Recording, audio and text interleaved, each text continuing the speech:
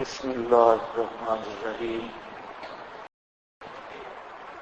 کل الطعام کان حلا لبنی اسرائیل۔ جب میں نے خلاصہ بیان کیا تو آپ کو بتا دیا کہ رسالت پر باعث رسالت میں رسالت پر شبہات اور سوالات کے جواب ہوں گے۔ یہاں پر پہلا شبہ ہے، سوال ہے۔ سوال یہ ہے کہ یہ عجیب پیغمبر ہے، ایک طرف کہتا ہے کہ میں ابراہیمی ہوں اور بڑا دعویٰ کرتے ہیں کہ ہم ایمان لائے ہیں ما انزل ادھر گیا وما انزل علی ابراہیم و اسماعیل۔ ایک طرف ان کا یہ دعویٰ ہے کہ جو ابراہیم اور اسماعیل پہ نازل ہوا اس پر ہم ایمان لاتے ہیں، اور دوسری طرف دیکھو تو نری مخالفت ابراہیم علیہ السلام کی ہے۔ ایک طرف دعویٰ ہے کہ ابراہیمی ہوں ہی میں اور کوئی ابراہیمی نہیں، نہ یہودی نہ عیسائی نہ مکہ کے مشرک، اور کہتا ہے ابراہیمی میں ہوں، اور ادھر دیکھو ساری مخالفت ابراہیم کی ہے۔ دیکھو جی بہت ساری چیزیں ایسی تھی کہ ابراہیم کے خاندان اور گھرانے میں وہ حرام تھی اور اس نے آ کے ان کو حلال کر دیا۔ یہ عجیب تماشا ہے، ابراہیمی بھی کہتا جاتا ہے اور مخالفت بھی ابراہیم کی کرتا ہے۔ اب اونٹنی کا دودھ ہے اور اسی طرح یہ جو اونٹ کا گوشت ہے، اونٹ کا دودھ ہے، یہ چیزیں ابراہیمی گھرانے میں بالکل حرام تھی، اور یہ کھاتا بھی جاتا ہے اور کہتا ہے میں ہوں بھی ابراہیمی۔ یہ ہوتا ہے نا پراپاگنڈا، مشرک ہمیشہ یہی پراپاگنڈا استعمال کرتا ہے، اور اس پراپاگنڈا مہم میں یہودی بڑے تیز تھے۔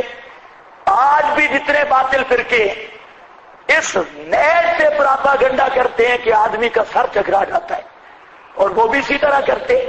اور ہمارے جو مباحث ساتھی ہیں سیدھے سادے، یہ سچی بات بھی آگے نہیں پہنچا سکتے، اور جو مخالف شاطر ہے وہ جھوٹ کو بھی اس انداز میں پیش کرتا ہے کہ اگلا آدمی یقین کرنے پر مجبور ہو جاتا ہے۔ یہ آج بھی یہی پراپاگنڈا ہے۔ بریلویوں کے ہاں آپ کے بارے میں پراپاگنڈا ہے، یہ نبی کو نہیں مانتے، وہ ذات کو نہیں مانتے، یہ کہتے ہیں نبی کا علم جانوروں سے برابر ہے، جانوروں جیسا ہے، اور دیوبندی کہتے ہیں شیطان بڑا عالم ہے نبی سے۔ یہ پراپاگنڈا اب بریلویوں میں ہے۔ بریلوی عوام میں یا طلباء میں آپ جائیں، ایسی آپ کی تصویر کھینچیں گے کہ مزہ آ جائے گا۔ ایسا ہندو کے کرتوت بھی نہیں ہوتے جو ان کا آپ کے متعلق نظریہ ہے۔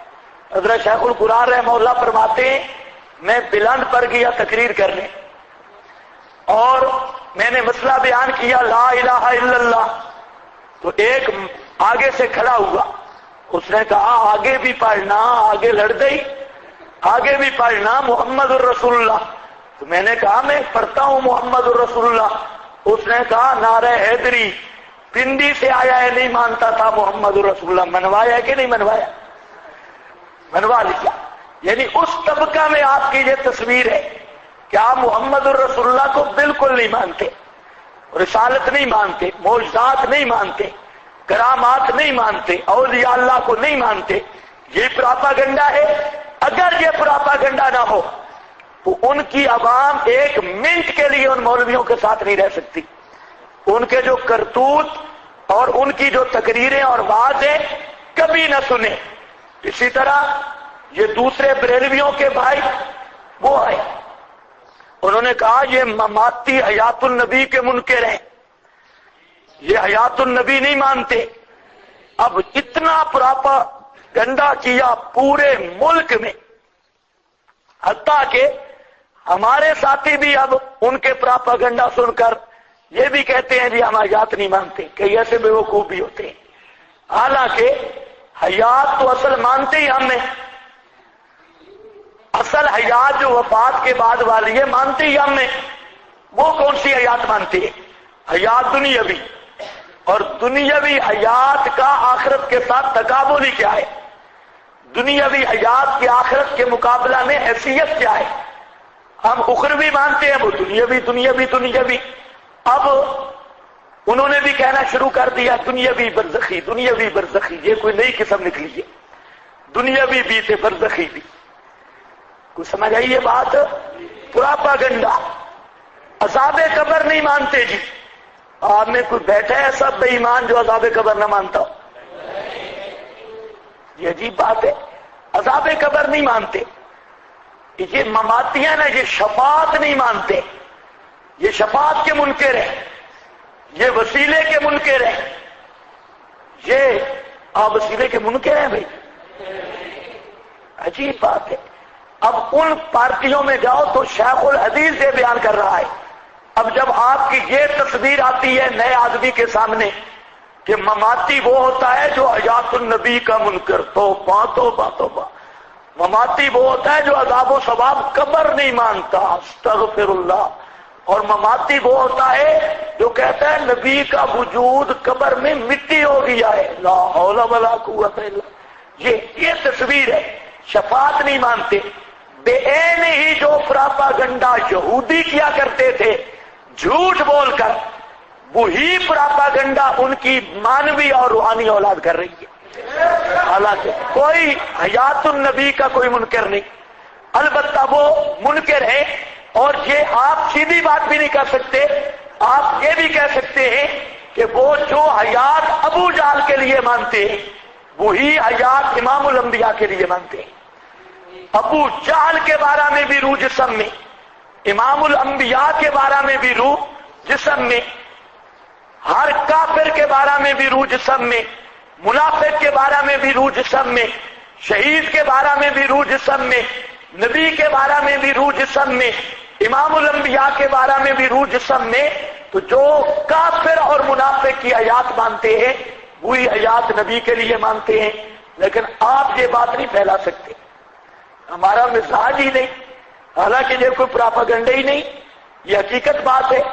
ان کے ہاں ہر کافر کے لیے آدھا ہے، منافق یہ آئے گا مسئلہ، منافقین کے لیے آدھا ہے، اور وہ جو عذاب و ثواب قبر کا معنی کرتے ہیں وہ صرف مسلمانوں کے لیے عذاب قبر کے قائل ہیں، ہندوؤں، سکھوں اور مسلمان بھی، وہ بھی بہت کم، جو مسلمان بمبوں سے اڑ جائے، میزائلوں سے اڑ جائے، اس کا وجود رہے ہی نہیں تو ان کا عذاب قبر ختم، کیونکہ سارا ہے ہی جسم کے ساتھ معاملہ، اور جب تک دفن نہ ہو وہ کہتے ہیں نہ سوال ہوتا ہے نہ جواب ہوتا ہے نہ عذاب ثواب، تو مطلب ہے قبل از دفن کچھ نہیں ہوتا، ہندو دفن کرتے ہی کوئی نہیں، سکھ دفن کرتے ہی کوئی نہیں، بدھ مذہب دفن کرتے ہی کوئی نہیں، تو وہ یہ اپنے رشتہ دار کو قبر میں ڈال آنا گویا کہ فرشتوں کے ہاتھ لگا دینا ہے، پھر تو دفن نہیں کرنا چاہیے تاکہ سوال جواب عذاب و ثواب سے بچ جائے۔ تو اب نامراد عذاب و ثواب قبر کا ایسا معنی کر کے ہے خود منکر، لیکن کرتے ہیں شور، یہ منکر ہیں جی، یہ نہیں مانتے جی، یہ نہیں مانتے۔ یہی بات ہے غیر مقلدین کے ہاں، ان کے ہاں بھی پراپاگنڈا کی حنفی امام ابو حنیفہ کو مانتے ہیں، قرآن حدیث کو نہیں مانتے ہیں، اور ہم ہیں اطیع اللہ و اطیع الرسول، اور ان دیکھو نا اطیع اللہ و اطیع الرسول والوں کو ان کے میں نے سارے فتاوے منگوائے۔ اب پہلا فتوے شروع ہوتا ہے تو نہ اطیع اللہ ہے نہ اطیع الرسول ہے، فتاوا میں پہلا فتوے شروع ہوتا ہے تو فلاں بزرگ فرماتے ہیں، اور دعویٰ کیا ہے؟ مانتے ہیں ہم خدا کی اور رسول کی، فتاوا میں سارے حوالے بزرگوں کی، فلاں نے یہ لکھا، فلاں نے یہ لکھا، فلاں نے یہ لکھا۔ میں نے کہا شرم کرو، ڈوب کے مر جاؤ، اتنے اقوال کے پیچھے تو ہم بھی نہیں جاتے جتنے تم چلے گئے، بدنام کرتے ہو ہمیں، اور خود کالا پلا کالا پلا کالا فتاوا محمدیہ ان کا نیا آیا ہے۔ اب اس کی ابتدا دیکھو، انتہا دیکھو، سارے اقوال الرجال ہیں، لیکن بورڈ شروع میں کیا لگا ہے؟ مقدمہ بعد نے کہ چونکہ فتاوے بہت تھے تو ہم نے کہا ایسا فتاوا ہونا چاہیے جو قرآن اور حدیث پر مشتمل ہو، فقہی اقوال نہ ہوں۔ اب یہ شروع میں بورڈ ہے اور اندر سارے فقہی اقوال ہے، فلاں نے کہا فلاں نے کہا فلاں، لیکن پراپاگنڈا ایسا کہ غیر مقلدین کے ہاں آپ کی پوزیشن یہ ہے، وہ سمجھتے ہیں کہ یہ مکہ کے مشرکوں کی طرح اپنے باپ دادا ابو حنیفہ فلاں فلاں کی بات مانتے ہیں، اور جب قرآن حدیث حنفی کو سنایا جائے تو یہ قرآن حدیث سن کر بھاگ جاتا ہے اور کہتا ہے لا ندعو قول امامنا، ہم اپنے امام کی بات کو نہیں چھوڑ سکتے، ہم امام کی مانیں گے، قرآن و سنت کی نہیں مانیں گے۔ آپ امام سے بتائیں آپ میں کوئی ایسا پاگل بھی ہے جو کہے قرآن حدیث کو نہیں مانیں گے امام کو مانیں گے؟ یہ کیا ہے؟ پراپاگنڈا، پراپاگنڈا۔ اور وہ خود کسی اہل حدیث سے پوچھ لو کہ چبلا تو کہتے ہے قرآن حدیث کو مانتا ہوں، قرآن اور حدیث سے لفظ اہل حدیث ہی دکھا دے، باقی مسائل پیچھے رہ گئے۔ قرآن و حدیث سے میرے پاس آیا گجرا والے کا تھا مولوی، تلا گنگ میں تھا، آ گیا۔ ان کا طریقہ واردات ہوتا ہے بڑا عجیب، وہ آیا کاروبار کے رنگ میں، کاروبار کر رہا ہوں، اور اصل میں بہانہ کاروبار کا ہوتا ہے، اور وہاں میری مسجد کے قریب اس نے ڈیرا لگا لیا، مسجد کا متولیان ان کے قریبی تھا۔ اب ایک دن بھی میں نے دیکھا بھئی یہ کون ہے نئی سرکار، دوسرے دن میں نے بلایا کون ہے یہ، کیا کر رہا ہے؟ تو کہتے ہیں جی یہ اہل حدیث ساتھی ہے اور یہ ادھر کاروبار کرتا ہے، اور اس نے ہفتہ ہم سے مکان کرائے پہ لیا ہے۔ میں نے کہا یہ بے ایمان کاروبار بھینسوں گاؤں کا نہیں کرتا، یہ آپ کا کاروبار کرنے آیا ہے، اس کو آج عشاء کی نماز کے پاس میرے پاس لاؤ۔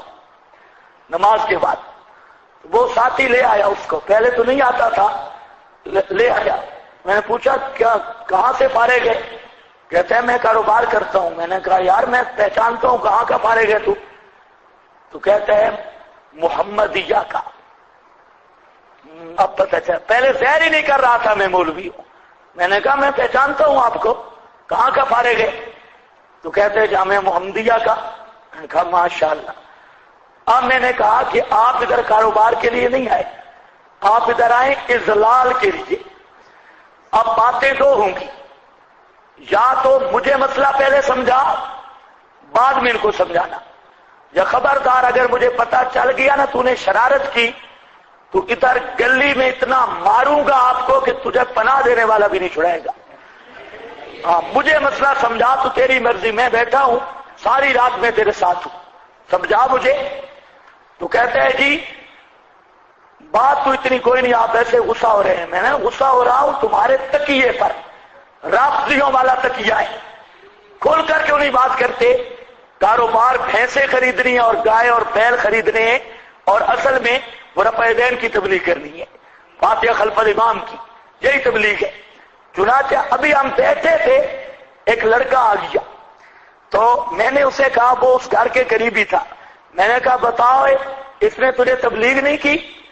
تو کہتے ہیں جی 3 دنوں سے پیچھے لگا ہوا ہے حنفیوں کی نماز سیکھنے۔ میں نے کہا آپ بیٹھو، بندے اور بھی میں نے بلا لیے، جتنے مقتدی چند ایک سمجھدار تھے۔ میں نے کہا ذرا آؤ سنو شکاری کا حال۔ تو میں نے کہا کیا بتانا کیا چاہتا ہے؟ ہمارے اندر جو خرابی ہے اس کو دور کر، ہم اپنی اصلاح چاہتے ہیں۔ کہتا ہے جی دیکھو ہمارا تو سیدھا سادہ مسلک ہے قرآن اور حدیث۔ میں نے کہا یہ تمہارا سیدھا سادہ مسلک نہیں، سیدھا سادہ جھوٹ ہے۔ قرآن اور حدیث مانتا ہے؟ کہتے مانتا ہوں۔ میں نے کہا قرآن حدیث کے علاوہ؟ کہتے کچھ نہیں مانتا۔ میں نے کہا چلو اہل حدیث کا لفظ نکال قرآن سے اور حدیث سے، باقی باتیں بعد میں۔ اب بیچارہ بیٹھ گیا، اور میں نے کہا کہ جماعت المسلمین والوں کا آپ کو چیلنج ہے، اور وہ بھی تمہاری جماعت ہے، اہل حدیث ہے۔ وہ کہتے ہیں کہ اہل حدیث سب کافر اور مشرک ہے۔ یہ اہل حدیث اپنے ہیں جماعت المسلمین، کیوں؟ یہ اپنے آپ کو کہلواتے ہیں اہل حدیث۔ تو اہل حدیث کہلوانا قرآن سے بھی ثابت نہیں، حدیث سے بھی ثابت نہیں، تو یہ کون ہے؟ ان الذین فرقوا دینہم وکانوا، انہوں نے فرقہ بازی کی، اور فرقہ بعض کافر اور مشرک ہے. میں نے کہا آپ لوگوں پر آپ کے اپنے لوگوں کا اعتراض ہے تو مشرک ہو. اب یا اہل حدیث کا لفظ نکال قرآن حدیث سے یا پھر اللہ خیر کرے گا. اب بیٹھ گیا کہتے آپ اہل سنت اپنے آپ کو کہلواتے ہیں, آپ دکھا دیں گے قرآن حدیث سے. میں نے کہا قرآن سے دکھاؤں حدیث سے؟ کہتے قرآن سے دکھا دو. میں یوم تب یز وجوہ و تسود وجوہ ابھی آنے والا ہے. اس کا معنی ابن عباس نے کیا کہ تب یز وجوہ اے وجوہ اہل سنت والجماعت. یہ تو ابن عباس نے معنی کیا. میں نے کہا یہ قرآن ہے اور تفسیر صحابی کی ہے, وہ معنی کرتا ہے, اور حدیث سے کہتا ہے تو ما انا علیہ و صحابی, یہی ترجمہ ہے اہل سنت کا. اب تو ذرا دکھا اہل حدیث قرآن سے یا سنت سے. میں نے کہا اگر تو نہیں بتاتا میں بتاتا ہوں. اہل حدیث کے کئی معنی, حدیث کے کئی معنی اہل کے معنی بھی آ جائیں گے. قرآن نے جو حدیث کے معنی بتائے تو اب میں نے اسے 5-6 معنی نکال کے دیے کہ اہل حدیث بمعنی اہل گپ شپ, اہل گپ شپ گپوٹیشن والی کمپنی, اور اسی طرح اور بھی 5-6 معنی آئیں گے انشاءاللہ. قرآن بتاؤں گا اہل حدیث کا معنی. تو اب وہ بیچارہ بالکل اس کے بعد میں نے آج تک نہیں سنا کہ اس رات کے بعد وہ اس محلے میں آیا ہو, بالکل نہیں آیا. آپ کو اس لیے بتا رہا ہوں کہ ان کے طریقے واردات اتنا ہے, اس لیے یہ حنفیوں کی مسجد میں آ جائیں گے سارے چپ چاپ کھڑے. ابھی ترنول میں میں نہیں ہوتا نا تو ادھر 1-2 آتا ہے, تو اب وہاں پر آ کر اونچا کر آمین. اب دیکھیں یہ کوئی طریقہ ہے؟ یہ وہ پوچھے گا یہ کیا, یہ تمہاری نماز ٹھیک نہیں, حدیث میں آتا ہے. رفع دین کریں گے اور ٹانگیں اتنی چوڑی کر کے کھڑے گا 3-4 آدمیوں کی جگہ پہ, ایک ٹانگ ادھر جا رہی ہے ایک ادھر جا رہی ہے. کہتے ہیں کہ اس طرح چوڑے کھڑو کہ بکری کا بچہ نیچے سے گزر جائے.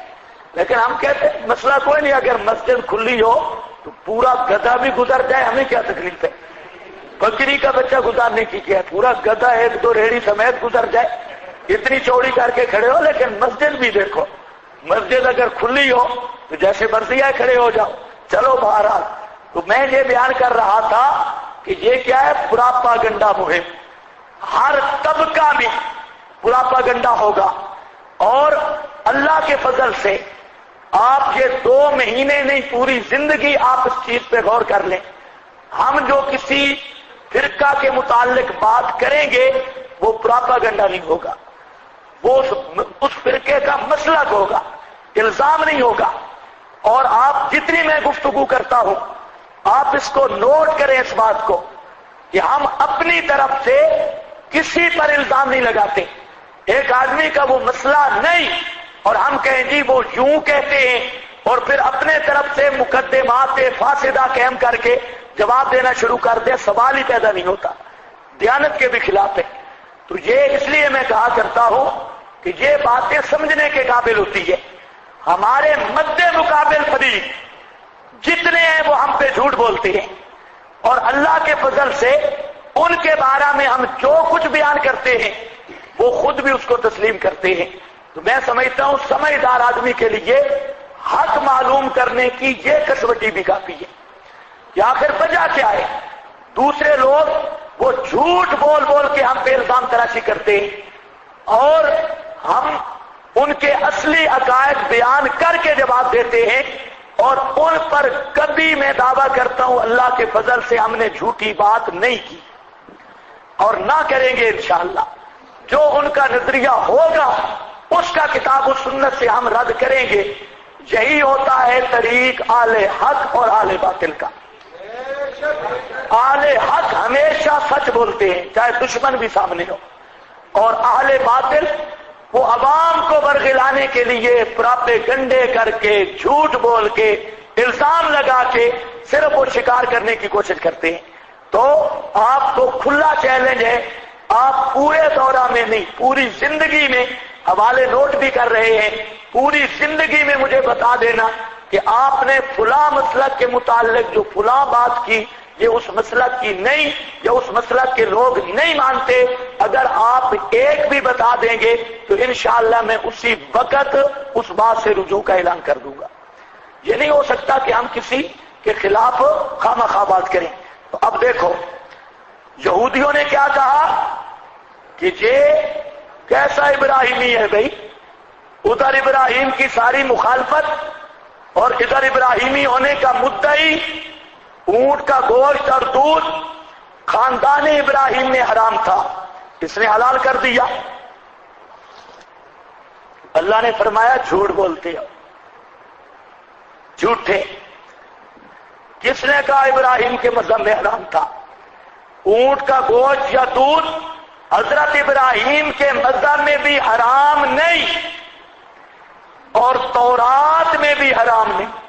اب بھی جو تورات موجود ہے اس میں بھی کوئی حرمت کا تذکرہ نہیں، البتہ اس میں یہ ہے کہ تمام جانور، موجودہ تورات میں تمام جانور مثل نباتات کے ہیں، جو بھی چاہو ان سے کھاؤ، چرو کھاؤ ان کو۔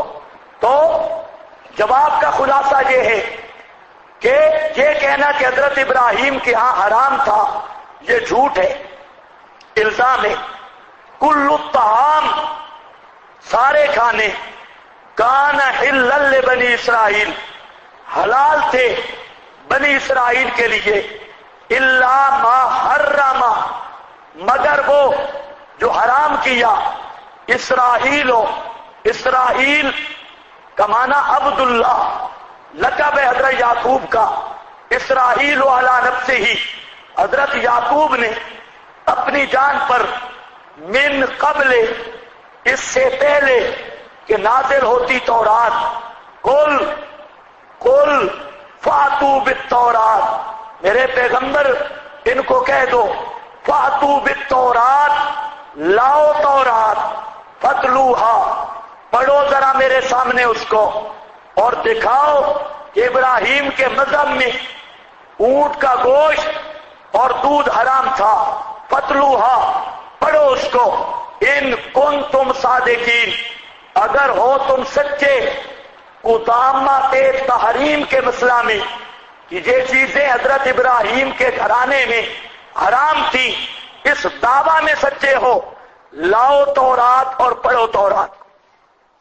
بڑا چیلنج ہے یہ، چیلنج ایک امی کی زبان سے ہے جو پڑھا کہیں نہیں، اور چیلنج کر کے کہتا ہے فاتو بالتورات فتلوہا، لاؤ مولویو تورات کو، پڑھو ذرا وہ آیت پڑھو تورات کی جس میں یہ ہو کہ یہ چیزیں خاندان ابراہیم میں حرام تھی، اگر تم اس مسئلہ میں سچے ہو۔ فمن افترا، اللہ نے فرمایا یہ بڑے بے ایمان ہیں، جھوٹ بولتے ہیں۔ فمن افترا، اور جو شخص گھڑ لے اوپر اللہ کے، الکذبا، جھوٹ، اللہ نے ایک چیز حرام نہیں کی اور وہ کہے کہ اللہ نے یہ چیز حرام کی ہے، من بعد ذالک، اس ظہور حجت کے بعد بھی یا ظہور کذب کے بعد بھی، فاولئک، یہ سمرا ہے، سو وہی لوگ، ہم الظالمون، اصلی ظالم ہیں، یا حسر ہے ہم الظالمون، لیکن حسر ہے باعتبار اتمام و کمال کے، کمال درجے کے ظالم، یعنی اصلی ظالم وہی ہیں جو اللہ پر جھوٹ بولتے ہیں۔ فمن افترا علی اللہ الکذب من بعد ذالک، جو ظہور حجت اور اتمام حجت کے بعد بھی اللہ پر جھوٹ باندھتے ہیں، تو وہ اصلی ظالم یعنی پکے کافر ہیں۔ اولئک هم الظالمون، ظلم کا کامل درجہ کیا ہے؟ کفر ہے، تو وہ اصلی ظالم یعنی پکے کافر ہیں۔